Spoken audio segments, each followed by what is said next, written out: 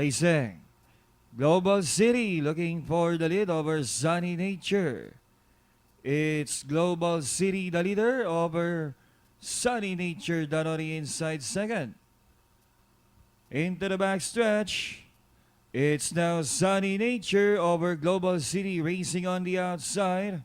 And about to pass the last 800, it's Sunny Nature. It's Sunny Nature over Global City in second.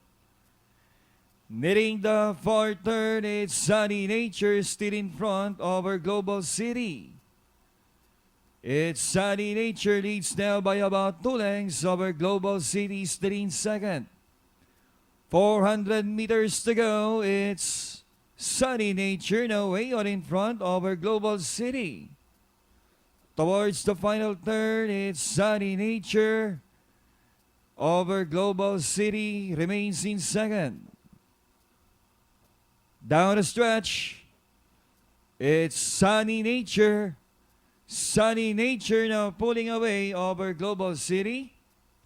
And finally, Sunny Nature. Global City